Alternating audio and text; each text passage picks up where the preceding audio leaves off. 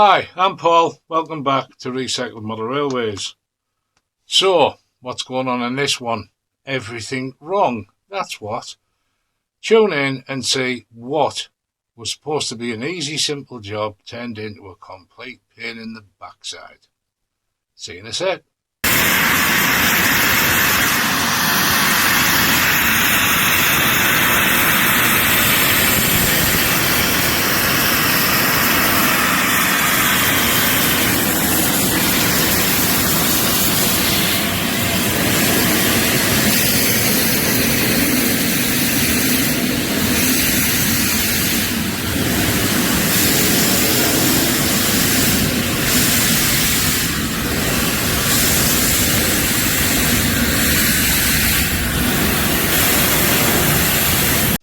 As some of you may or may not know, back in the end of November, me and Mitchell went to the NEC show.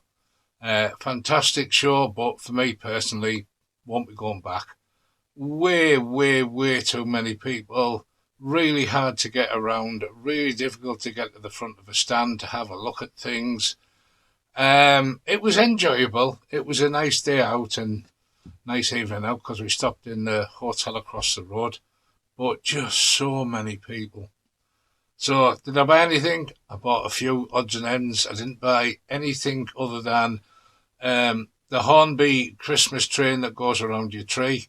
I bought that for novelty factor for around the tree in our bedroom. Quite impressed. 35 quid from TMC who were there. Rechargeable battery in it. And you got light and sound. So, and I was quite surprised because it's either chuffing or you can hear supposedly Santa shouting ho ho ho Merry Christmas, and it had a whistle. So I thought for 35 quid that was quite impressive that it had all the stuff on that a DCC fitted local would have. So it's very toy looking, but it's brilliant for on the bottom of your tree for 35 quid. Anyway, apart from buying lots of materials and glues and God knows whatever else, I also bought my Uncle Gerard a train. So, cast your mind back a few months ago when Idiot Boy here bought some coaches off eBay without his glasses on, and when they arrived they were all HO scale. Smart move. Anyway, I give them to Uncle Jed, he's happy with them.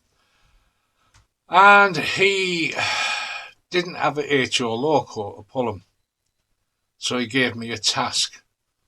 Now, if you remember this from the train set that I gave Uncle Jed, there is a connector wire that runs from motor to back chassis. I knew when I put this thing back together that would probably fall off because it literally slots onto the back of the bogie and it ain't a very good fit at all. It's really poor. Sure enough, it came off. So he gave me it. Can I do out with it? So initially, I soldered it, and the first time I knocked it, the solder fell straight off. So, how do you get around that? Why did it happen? It happened because I can't heat the chassis enough for the solder to melt with it. So, I bought from Amazon a tap and drill set, and I've literally drilled into it, tapped it out to M3, and put the wire on a connector and bolted it down into the chassis, and it's done the job. It also means that if I've got to service it at a later date, I'm now not unsoldering it, I've just got to unscrew the bolt. So there you go. So that was a nice simple job until I knocked the buffers off one end. So it was me that put the buffers on it in the first place, so I had to put new buffers on, because when I drop things I tend not to be able to find them, and then they go whistling up the hoover. So 2 new buffers. But the other thing that he wanted was, if you can see that fitting there, that one, this is a very old Lima coupling, and all of his HO coaches had them on. So he didn't really have a way to tow them properly. So he'd asked me, can I get this with a regular pickup on the front and one of the others on the back. Done. Easy enough. Straight off, in with a replacement. But where did I find these? That was the fun part, because at the NEC I asked everyone and his dog if they had any old Lima stock. Nobody had nothing, and in the hotel on the night I found 2 coaches up for sale by Lima, HO scale, with the couplings that I need. So 10 quid later they were bought. So we bought 2 coaches. Let me just get them for you. There you go. They are Mark IIs, and they both had the correct, well, I get it right. They both had the correct coupling that I needed. So, obviously, I'm going to butcher it. So we took 1 coupling off each end and replaced it with, there it is, the standard. You can barely see it because I put them on quite tight. The standard D-ring. So we've got D-rings at one end and the Lima, the HO couplings on the other end. So that means I can do one of many things, or Uncle Jed can. He can use the D-ring and connect to any of his locos and one end of the Class 29. And then it has the HO on the other, where he could run some of his coaches, and then he can shove this on the back end and finish it off coming out of the train. When I get the right end, but that's not it. No, it can finish off with a decoupling. Or we can decouple these together and run them as part of HO. And that could be done on the end of that. So, that was the thing he asked me to fix. It wouldn't run, and could I put a coupler on the end? So, I've talked about couplers before. I wasn't videoing none of this. I just want to get it done. So, job 1 done. He got 2 new coaches, well, new to him, and we've got the availability to hook in either direction. So, is that it? No. The bulk of this video took me weeks. I kind of touched on it on my Christmas video. We had some illness, all of my family. There's me and the wife and 5 kids at home. We're all ill with that bug that was floating around with Christmas. And as we were getting out of that, Grace, who's learned to be a teacher, had a fall at school and somehow managed to break a leg, which became quite a bad break. So she spent 8 days in hospital, bless her, and she had an operation, and they've put like a T-shaped piece of metal in around the knee and running down a tibia, because the tibia was broke very, very close to the knee, and she's got several screws holding it all together. She has a scar running from just above her knee down the leg of about, I'd say, 10 inches long, something like that. And she has to wear this special brace on her leg, which allows a tiny amount of movement, but not very much. She can't weight bear, so we've had quite the time. I'm not going to go on about it, but we've had quite the time. My poor wife is dying on her feet because she's sleeping with Grace in the front room in case she needs the toilet in the middle of the night. So modelling has taken a back seat. I have done a few things, but this next thing I'm going to talk about took far too long, has driven me berserk, and literally as of yesterday, it is Sunday the 4th of January today, about 2 o'clock yesterday it nearly got flung through the window down the garden, because I was so sick and tired of the problems that I was having. So let me tell you what the story is. When we were at the show, I found a HO loco. I cannot remember who I bought it from, but he had a HO loco. He told me that it ran and everything else, and he wanted 25 and I got it for 20, which, to be honest with you, was way too much friggin' money, because it's a little tiny HO loco. And I'll try and stick a picture on screen now of what it looked like when I got it. So I thought, just buy it. It's for Uncle Jed. It doesn't matter. Just get him a loco of the same size as the coaches he has. So thoughts were, right, okay, what we'll do is we can mess about changing the couplings on the 29, and then we can sort the couplings out on the coaches. And then on the loco that you've hopefully just seen, we'll just quickly give it a clean up and we'll test the motor, and it's ready to go. Hey, lucky days. Wrong. Absolutely wrong. So, before I did anything else, I wanted to give it a wipe down. Soap and water and a tiny, and I mean tiny amount of methylated spirits. Wet the rag, wipe the tender, and all the paint came straight off. I wasn't even trying. I was just wiping it as you would if you were washing. You know, I just whoosh, and I saw the red on the glove and looked and I thought, oh crap. And it just literally wiped the paint clean off. Absolutely without hesitation at all. Now, I can't for the life of me figure out how a tiny bit of meth in a bowl full of soap and water has done that, or made it so bloody easy to take the paint off. So that became the first problem. I now had to strip the model. And if I literally just used a brush and, painted all the engine and its nooks and crannies, and then give it a wipe and took it into the bathroom and, put some soapy water on, it was clear. It wasn't a hard job stripping it. It was just bloody unexpected. So, I was annoyed about that. And then I started noticing the faults that I hadn't paid attention to at the show. Like there was no buffers on the back of the tender.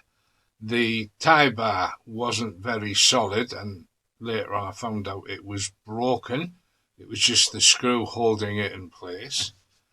The quartering was off, so the actual, although the loco isn't powered, the tender is, it wouldn't move because the quartering was off. What else was wrong with it? I can't remember. The bumpers were at the front. Yeah, the tender was broke in the sense of it didn't fasten on properly. One of its locating pins at the back had broken off, which meant the back end wanted to go up when you screwed the screw in at the front for the connector bar. Anyway, I took the motor out and it kind of run. And I took it apart and it was black. All the copper motors were just black. So they got a good clean up. I used methylated spirits on it, got it all off, cleaned between the cores of the poles of the motor. This is only a 3-pole. Got to clean them center segments, so they were a cocktail stick dipped in meths and scraped out several times. And then I buffed it all with a fiberglass pen. I had taken out the brushes and the springs, not before. I was working on it one day and I shot off to Peters in the middle of doing the original video, which I'm not putting on because it's all over the place. I had to shoot out to Peters. I needed replacement wheels for the intercity coaches. So I bought some replacement wheels because they were all plastic.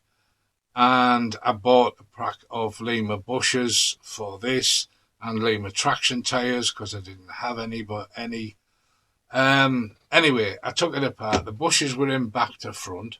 So you've kind of got them that go so far and then they step in a little bit. That's the part the spring goes on. They were the wrong way around. So I turned them round. They were pretty good in length. The springs were fairly good, so the springs went back in. I checked it all for continuity and make sure that it worked. And everything was fine. So we'd done all of that. Then I decided I'd make a new coupler bar. I made one and I was screwing it on and broke it. So I was like, I do have some copper strips. So I just made it wider, made myself a new copper connector plate because the loco's picking up one side, the tender's picking up the other because on one side of the tender, as I've just said, we have traction tyres which ain't picking up current. So we thought we were done. And then I realised that there was no steps on the loco to get you in. Luckily, I have a full brass set, so I pulled them out, made up a set of steps that I thought were of the right size, and we got them in position, and then we stuck a vac pap on the front and a hook, just for a little bit of detail. And then I thought, right, we're going to paint this. So as you've seen off the photo, it originally was on the red side. I think it's called Crimson Lake, if I remember rightly. So we decided we were going to paint it. So I had various colours I could attack. I was going to take the easy option to begin with and just go with black, but decided that was too easy. So I picked green. Then I had to decide about lettering and things like that. So I've done several logos for my Uncle Jed in the past, and I've always just made up random numbers for the wagons that have specific meanings to certain things, and I've labelled a lot of them with GR, which is his initials, or GR Rail. So I decided this would become the same. Now, because all of this, the lettering I use for that is gold that I bought from Fox Transfers, that kind of dictated the final colour. So we went with a GWR green. So, a couple of days before Christmas, I was rushing, trying to get it ready, because I wanted to take it with the Christmas presents and just say, there's your loco you wanted, there's 2 new coaches, and there's a new engine. Now, he knows he's getting this engine, because I sent him a picture of it when I was at the hotel on the night after the show. So we got it painted, and then we got the transfers on, and then I lacquered it, and it all blistered. I was fuming. I had had so many things wrong with this damn train that at this point I was just, you know what, I can't be bothered anymore. I'm done with it. It's a pain in the ass. I'm going to look for a different model. Anyway, a couple of days off, and then I thought, I need to stop thinking like that. That's not me. You don't throw stuff away. You buy the crap nobody else wants. Get it fixed. So, stripped it again. A lot harder to strip now I've done it, because I primed it, sanded it down lightly, and painted it, give it a light sand, and give it another coat. And then I've applied varnish on the top, or lacquer, whatever you want to call it. And it was hard to get it off, but we took it off and we went back to the beginning. I thought, stop rushing it, you can't get it done in a rush. So, we repainted it eventually. I ran out of lettering. I wanted to do one side of the tender. One of the letters just wasn't quite right, but I had no more of the particular letter I needed. I have no choice, so I've got to run with it. But we repainted it and let it dry for 3 or 4 days, and then re-lacquered it yesterday. And in the process of re-lacquering it, God, what happened yesterday? The process of re-lacquering it, one of the buffers at the tender fell out. I forgot, I tried them for size and I hadn't glued them in. So I had to wait till the lacquer dried before I could deal with it, because there was something wet. So Uncle Gerard likes his trains looking shiny. He doesn't want them with weathering or anything else. He's very specific about what he wants. So, what did I end up with? Well, they're not coupled together right now. So, there's where we ended up with the tender. So, you can see, well, I can't. I need these on. You can see there, if it stops focusing on me, not going to make any difference. We've got on here GR, Uncle Jed's initials, and the number random here is 2312, because that was the day I was sticking the bloody transfers on, rushing to get it ready. So, you can see I put a couple of crew members in the back end. This is our new connector to take current through. We've got a pipe on the front and a little hook. I'm quite happy with how it's come out. It's what he likes. He likes a shiny loco. So that was that. Quartering obviously done because that was a cock up.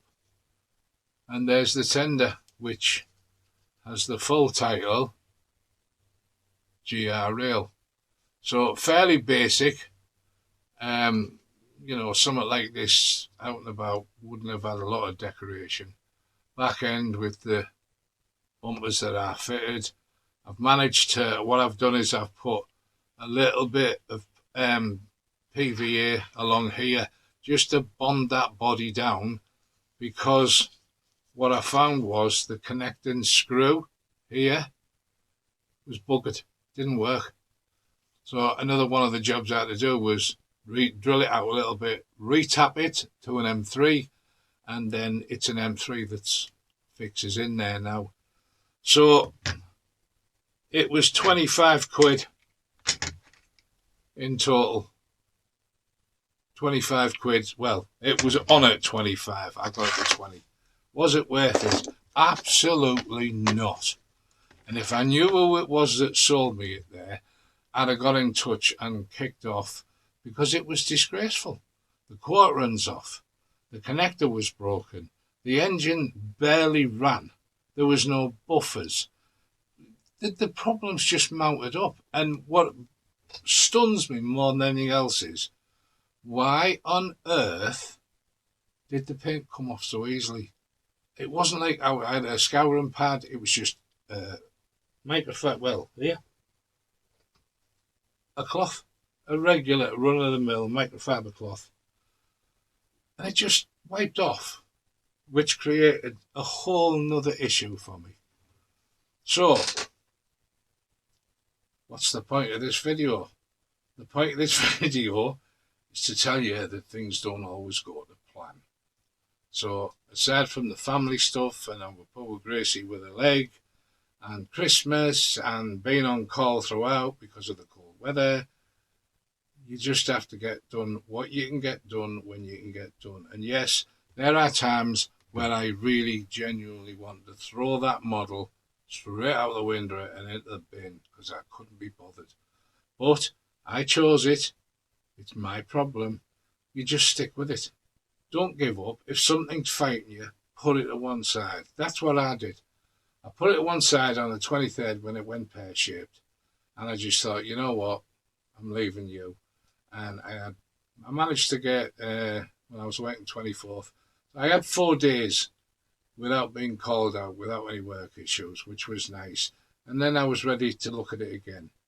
So when you step back, just take that time to think, what am I trying to achieve? How am I going to do this? Because if you're sitting in front of it and you're frustrated, you won't actually get anywhere. And trying to do this over as long as it's been doesn't make a good video. I've looked at the video that I've got, and it's just awful, because it's all over the place.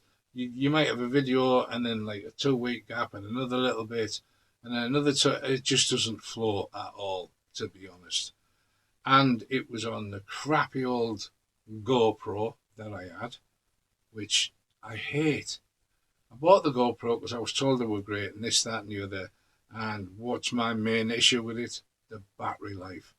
Absolute garbage. 15 minutes max. From the minute you turn it on, it's done. 15 minutes and it's gone. And it means that you can't put your battery in and, do a bit of recording, turn it off, come back, because the battery won't last. And in the camera that in the GoPro I have a case around it that carries an external mic and your flash gun and an additional screen. But it's a pig to operate. And every time I have to change the battery, I've got to take everything off and pull the camera out of this case to change the battery or to get the SD card out. And then you've got to build it all back up.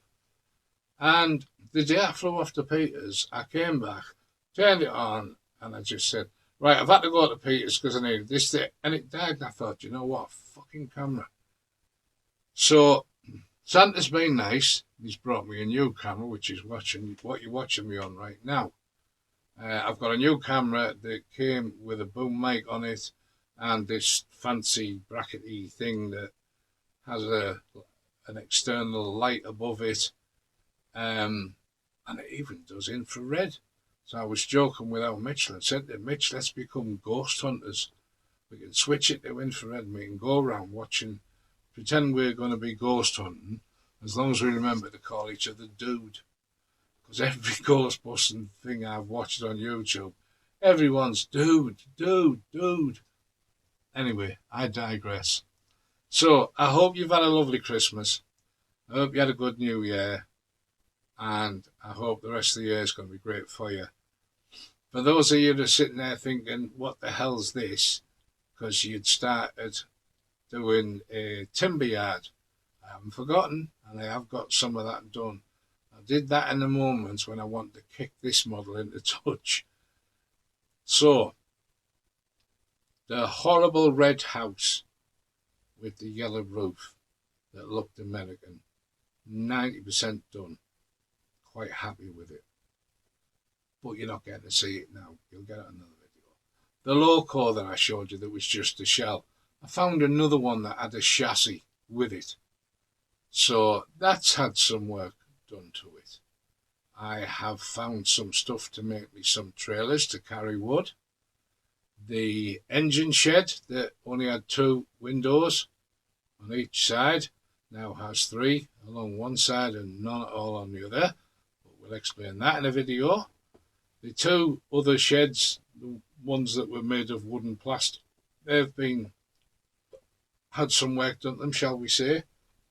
So now I've got this train from hell finished and I'm taking it to my Uncle Jed's this afternoon. Then the next video will be to show you some of the progress I've made on the timber yard, because I want that done. I've got a board ready for it. It's a bit oversized. It's one of the ones we had floating in the container. So I've got a board. I've got felt underneath me. So we're going to be looking somewhere in the next few weeks at measuring out where things are going to go on the board and how the track's going to run in to take the loco into its shed and so on and so forth. So it made me think one thing today, which is weird. I need to start looking at videos on YouTube where people are laying track. Because if I'm honest and truthful, I don't have a clue about today's ways of laying track. Last time I laid track in the sense where it would be connected and powered and da-da-da. I know I've got my display unit behind the camera, but it's only got power to 2 lines and neither of them are connected. But I'm thinking about like when you bring, what's the word I'm looking for? Left or right hand points. You know, what kind of point do I want to use? How's it going to get wired? Because I've never had to do it. Last time I laid track was when I was 10, 11-year-old. And then it was just connected together and get on with it. But I'm guessing that's because that was DC and not DCC. Anyway, I need to figure it out.